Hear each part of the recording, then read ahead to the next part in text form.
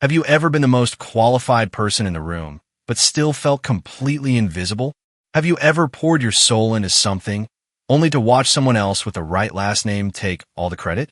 If you have, then you already know this isn't just my story. It's ours. And this is how we take our power back. My name is Julian Croft, and for 30 years, I helped build an empire out of glass and steel. They say a man's legacy is written in stone, but I believe mine would be etched into the very skyline of New York City. For 3 decades, I was the lead creative architect, the soul, they called me, at Blackwood and Finch, one of the most prestigious architectural firms on the East Coast. My father was the Finch in that name, but he passed away when I was just an intern, leaving his legacy in the hands of his partner, Harrison Blackwood. Harrison became my mentor, my guide, and in many ways, a father figure. He promised me he'd honor my father's memory by nurturing mine. I didn't just design buildings. I poured my life into their foundations. I bled for every blueprint, every late-night revision, every impossible deadline. The ultimate prize wasn't just a bigger paycheck. It was a name on the wall, restoring the balance. Blackwood and Croft. It was the unspoken promise, the ghost in every conversation. Just one more landmark project, Julian, Harrison would say, clapping me on the shoulder with that weighty, paternal hand of his. Secure the Solaris Tower contract, and we'll make it right. Your name belongs up there. I chased that promise with the relentless hunger of a man who believed that loyalty was the highest form of currency. If you've ever poured your soul into a dream that felt just within reach, do me a favor and hit that like button so I know I'm not alone in this. The day Harrison's own son, Leo Blackwood, walked into the firm, something in the air shifted. He strolled in with a fresh MBA from school that cost more than my first house, a dazzling smile, and hands that had never been smudged with graphite. He carried no portfolio, just an air of entitlement that was as polished as his $1,000 shoes. Harrison introduced him as a new strategic advisor, a vague title that meant nothing and everything. Leo was assigned to my team, ostensibly to learn the ropes. But he didn't learn. He observed. He networked. He sat in on my meetings, nodding thoughtfully at ideas he couldn't possibly comprehend, then repeating them to his father over lunch as if they were his own. I saw the subtle shift in Harrison's eyes, the way he'd look at his son with a pride that was different from the professional respect he gave me. It was primal. It was blood. The whispers started then, quiet as the rustle of blueprints, but just as sharp. I tried to ignore them. I told myself I was being paranoid. Harrison was a man of honor. A promise was a promise. But every time Leo would call Harrison Dad in a client meeting, a small crack would appear in the foundation of my 30-year faith. I wonder if you're listening to this at work right now, maybe feeling that same strange shift in the air. If you know what I'm talking about, just type the word I know in the comments below. The day of the announcement finally came. An all-hands meeting was called for 9 a.m. sharp. The air in the main conference room, with its panoramic views of the city I had helped shape, was thick with anticipation. It was an open secret. Everyone knew I was next in line for the junior partner position that had just opened up. My name was the only one that made sense. I wasn't anxious. I was ready. I had earned this. Harrison Sterling, looking immaculate in a tailored suit, cleared his throat. The room fell into a reverent silence. As you know, he began, his voice resonating with practiced authority. We have an opening for a new junior partner. This role requires fresh vision, a deep understanding of our firm's future, and the kind of leadership that will carry us into the next decade. He paused, and his eyes swept the room. For a fraction of a second, they met mine, and I saw nothing, a complete blankness. Then he turned his gaze, and a proud, beaming smile spread across his face. It is my distinct honor to announce that our new junior partner is my son, Leo Blackwood. The name hung in the air, a dissonant chord in a symphony I thought I knew by heart. It wasn't just a name, it was a verdict. The sound in the room warped, the polite, hesitant applause sounding like dirt being shoveled onto a coffin. My coffin. My world didn't just crack. It atomized. Leo stood up, beaming, and shook his father's hand.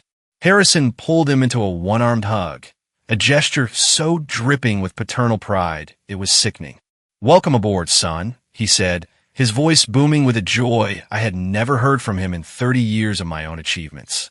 That single, simple phrase, "Welcome aboard, son," was the gunshot that echoed in the silence of my career. It was the gavel strike that declared 30 years of my life, my sacrifices, my loyalty as worthless. I looked around the table at the faces of the people I'd mentored, the designers whose careers I had built, the colleagues I had covered for. Not a single one would meet my eyes. They stared at their notepads, at their coffee cups, at the city skyline. My skyline, anywhere but at the man who had just been publicly executed. In that moment, I wasn't an architect. I wasn't the soul of the firm. I was a ghost, a relic. The supportive applause grew louder, a desperate attempt to drown out the deafening silence emanating from my side of the table. I felt my knuckles go wide around the pen in my hand, and I consciously loosened my grip before it snapped in two. The world outside the floor-to-ceiling windows kept moving. Taxis still streamed down Park Avenue. But inside my chest, everything had stopped. If you have ever felt completely invisible in a room full of people, let me know in the comments if you chose to speak up or stay silent. I didn't say a word. I simply stood up, the legs of my chair making a quiet, scraping sound on the marble floor. Every eye was on me now. I pushed my chair in, straightened my suit jacket, and walked out of the conference room. I didn't run. I walked with the deliberate, measured pace of a man who had just made the most important decision of his life. My office felt alien, like a museum exhibit of a life I used to live. The awards on the shelf, the framed photos of buildings I had designed, the faint smell of coffee and trace paper. It all belonged to someone else now. I didn't rage. The anger was a cold, hard stone in my gut, too heavy to be thrown. Instead, there was just a profound, chilling clarity. I opened the bottom drawer of my mahogany desk, a drawer I hadn't touched in years. Inside was a single, plain folder. Its label, written in my own hand a decade ago, simply read, "Contingency." I pulled out a blank sheet of letterhead and a fountain pen, the one my father had given me. In less than 5 minutes, my resignation was written. No emotion, no lengthy explanations. Just a short, professional, and final declaration of my departure. It was the cleanest, most honest design I had ever produced. I walked to Harrison's office. The door was ajar.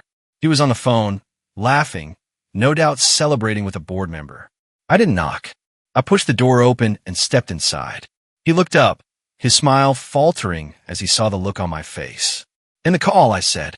My voice was calm, devoid of the fury that was roaring inside me. He mumbled a hasty goodbye and hung up. "Julian, what's the meaning of this?" I placed the letter on the polished surface of his desk, directly in his line of sight. He glanced down, his brow furrowed in confusion. Then his eyes scanned the words, and the color drained from his face. "You're resigning?" he barked, his voice a mix of disbelief and outrage. "Is this a joke? After everything this firm has done for you?" I almost laughed. "Everything this firm has done for me. Harrison, I have given my life to this firm. I have bled for it. I have sacrificed my family, my health, my time, for the promise that my father's legacy and mine would be honored." I leaned forward, my hands flat on his desk. "You didn't just promote your son. You spat on my father's grave. You spat on 30 years of my life." He stood up, his face contorted in a mask of indignation. "You're being emotional, Julian. This is business. Leo has a vision, an energy. He has a last name." I snapped, my voice finally cracking with the force of my betrayal. "That's all he has. I've saved this firm from the brink of collapse not once, but twice. Remember the 2008 financial crisis? When our biggest client went bankrupt overnight. You were on a yacht in the Mediterranean, unreachable. I was here. I worked for 72 hours straight, renegotiated the contracts, and kept us from going under. The board called me a miracle worker. You call me dependable. Remember the Apex Tower? When the primary contractor made $1 million error that would have sunk the entire project? I found it. I fixed it. I spent my own wedding anniversary in a rain-soaked construction site to do it. You sent me a gift basket. I pointed a shaking finger at him. Every time this firm was on fire, you were the one holding the match, and I was the one who put it out. And you repay me by giving my legacy to a child who thinks architecture is a networking event. Think about a time you went above and beyond and were completely overlooked. Share that experience if you feel comfortable. It's important we know these stories happen to the best of us. He looked stunned, as if hearing these truths for the first time. The arrogance in his eyes flickered, replaced by a flicker of panic. All right, Julian, let's be reasonable, he said, his tone shifting. You're upset. I get it. What do you want? A bigger salary? A retention bonus? Name your price. That was it. That was the final insult. The idea that my 30 years of loyalty, my father's legacy, my life's work, could be reduced to a number in a ledger. That my soul had a price tag. A price. I asked, my voice dropping to a dangerous whisper. There isn't enough money in your bank to buy back what you took from me today. This isn't about money, Harrison. It never was. It was about respect. It was about a promise. And you broke it. He fell silent, his jaw working as if he were chewing on gravel. He looked out the window at the skyline I built, then back at me, the ghost in his office. He saw it then. He saw that he hadn't just lost an employee. He had lost the foundation of the entire company, and he had no blueprint to fix it. I turned and walked away, leaving the letter and the silence hanging in the air. Packing my office was a strange ritual. I didn't take much. My father's pen, a photo of my daughter, a collection of architectural books. I left the awards. I left the framed project photos. They were artifacts of a life that no longer belonged to me. A few colleagues peeked in, their faces a mixture of pity and fear. They'd offer a quiet, "I'm sorry, Julian," before scurrying away, afraid to be seen associating with a man who dared to walk out. I didn't blame them. They had mortgages to pay and careers to protect. Loyalty is a luxury when you're facing a king who demands absolute fealty. As I boxed up the last of my personal items, I felt a strange lightness. The weight of 30 years of expectation, of chasing that dangling carrot, was lifting.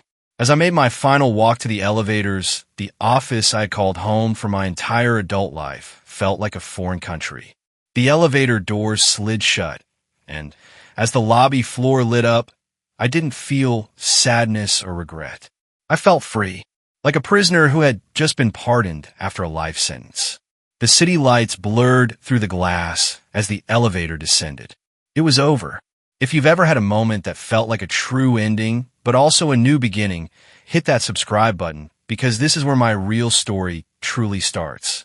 Stepping out onto the bustling New York street, the crisp evening air felt different. Cleaner. I was untethered, a ship cut loose from its moorings. No deadlines, no meetings, no one to answer to but myself. My phone buzzed in my pocket. I almost ignored it, assuming it was a frantic call from the office. But I glanced at the screen. It was an email. The subject line was simple: the next chapter. It was from Isabella Rossi, one of the most respected and feared headhunters in the architectural world. Her message was short. "Julian, I heard what happened. Their loss is the industry's gain. I have a project I think you'll find liberating. It's unconventional. It's risky. It's everything Blackwood and Finch is not. Let's talk." I stood there on the corner of 57th and Park, the chaos of the city swirling around me.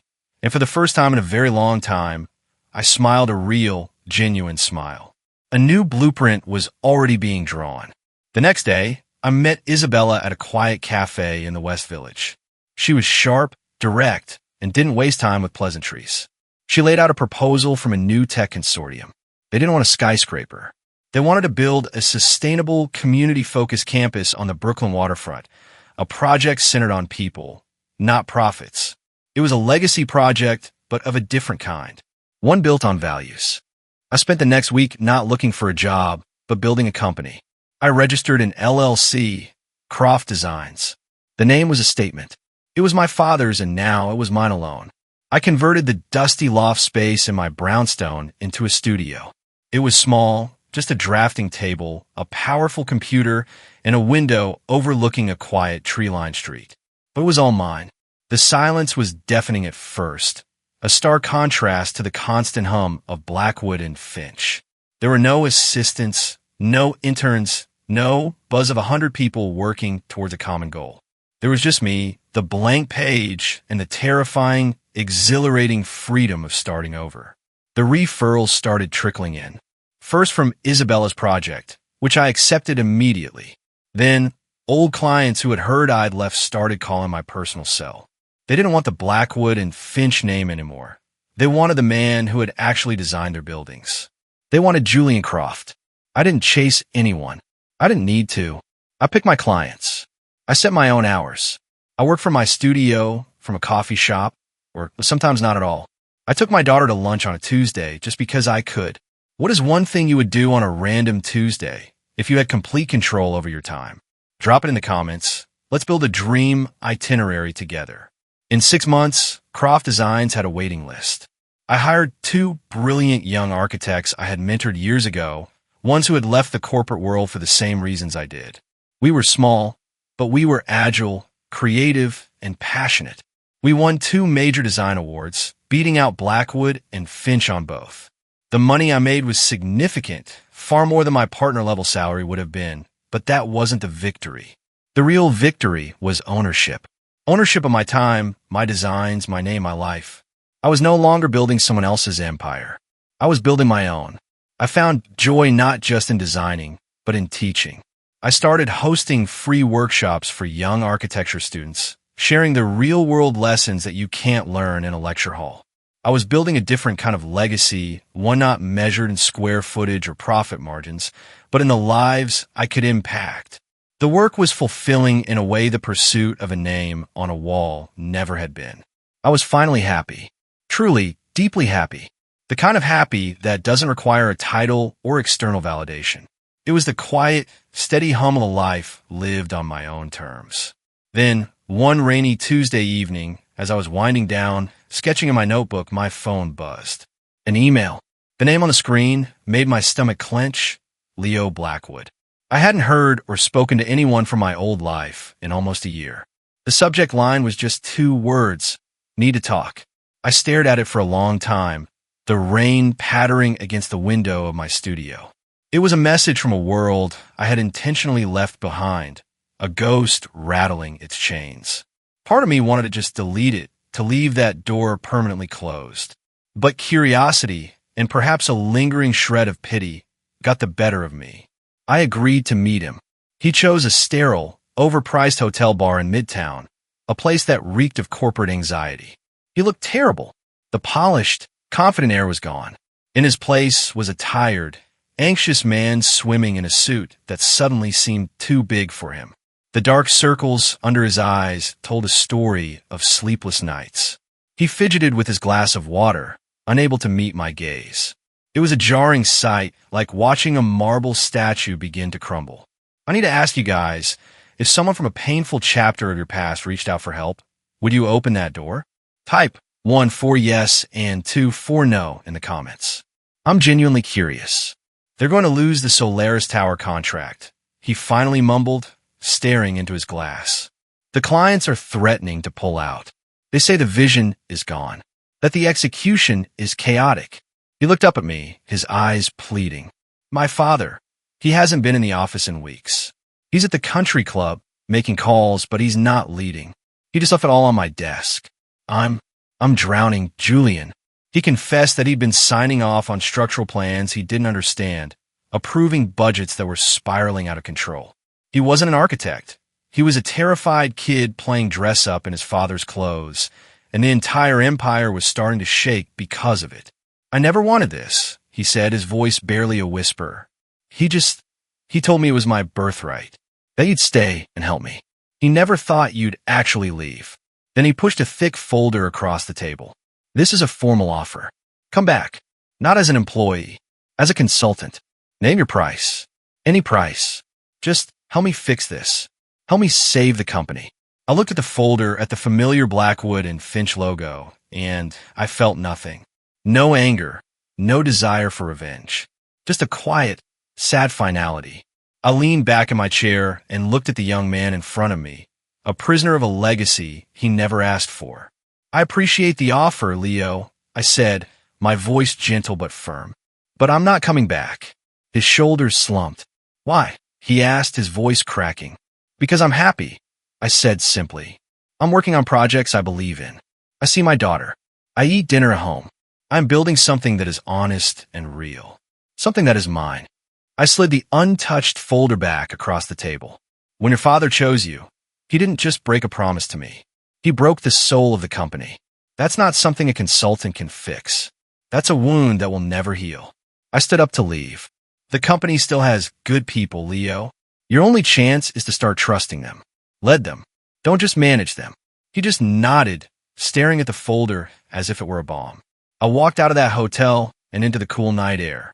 The city lights seemed brighter, the sounds clearer. There was no bitterness, no triumph. Just peace. Leo's journey was his to navigate. Maybe he would fail. Maybe he would rise to the occasion and become the leader he was thrust into being. But it wasn't my battle to fight anymore.